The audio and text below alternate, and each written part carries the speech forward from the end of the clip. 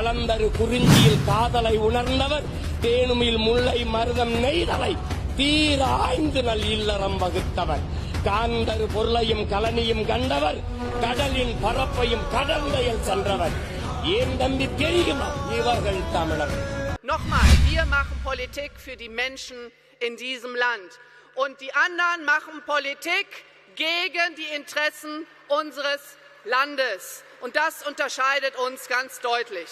வந்தாரை எல்லாம் வாழ வச்சுட்டு பிச்சை எடுத்து கொண்டிருக்கும் தமிழர்கள் நாங்கள். உண்மையை சொல்லணும். அதாவது இலங்கையில கப்பல்ல வந்தார்கள் சிங்களர்கள், தமிழ்நாட்டில் பக்கத்து மாநிலத்திலிருந்து வந்தார்கள் பலர்.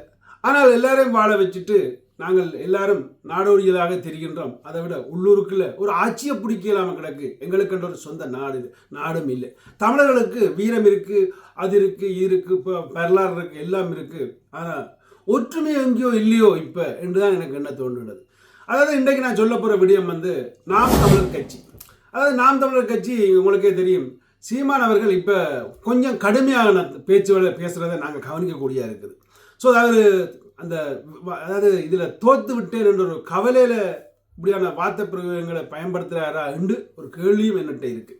சரி, அதை விடுவோம். இன்றைக்கு ஒரு விடயத்தை நான் உங்களுக்கு விளங்கப்படுத்தணும். அதாவது நான் கவனித்த ஒரு விடயத்தை இப்போ பார்த்தீங்களா இருந்தால் அதாவது தமிழ்நாடும் நாம் தமிழர் கட்சி, தமிழ்நாட்டில் இருக்கிற நாம் தமிழர் கட்சியும் ஜெர்மனில் இருக்கிற ஏஎஃப்டி கட்சியும் ஒரு விடயத்தை ஒன்றாக உருவாக்குகின்றார்கள்.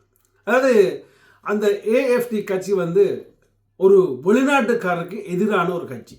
ஸோ அந்த வெளிநாட்டுக்காரருக்கு எதிரான ஒரு கட்சி அவர்கள் எப்படி அதை பிரச்சாரம் பண்ணுறாங்கன்னா, இந்த நாடு எங்கள் நாடு, நீ வா, வேணுமெண்டா இங்கே மொழியப்படி, ஜெர்மன் மொழியப்படி, இங்கே வேலை செய், இங்கே நீ எங்களுக்கு ஒன்றும் பழக்க தேவையில்லை, நாங்கள் எல்லாம் பழைய வச்சிருக்கிறோம். ஸோ நீ இங்கே இந்த அளவில் மட்டும் பேர்.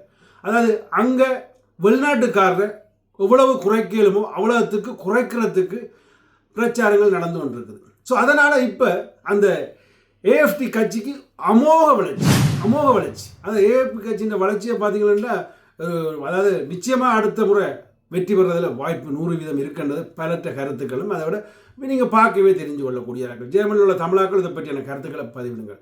ஸோ அதே மாதிரி தான் இதைத்தான் தமிழ்நாட்டில் அந்த சீமான் கதைச்சால் அங்கே வாய்ப்பில்லை.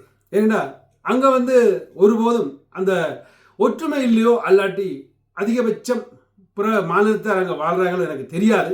ஆனால் இதை கதைச்சவர் இன்றைக்கு விருங்கையோடு நிற்கிற தமிழ்நாட்டில் அதே கொள்கை, அதாவது நாம் தமிழர் கொள்கை தான் இந்த ஏஎஃப்டி கட்சியின் கொள்கை.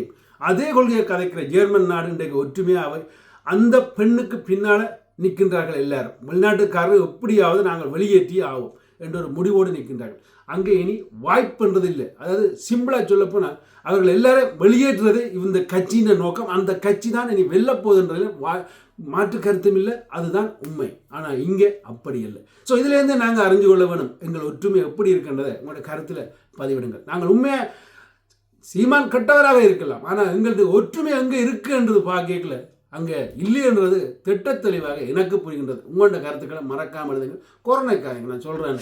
நன்றி.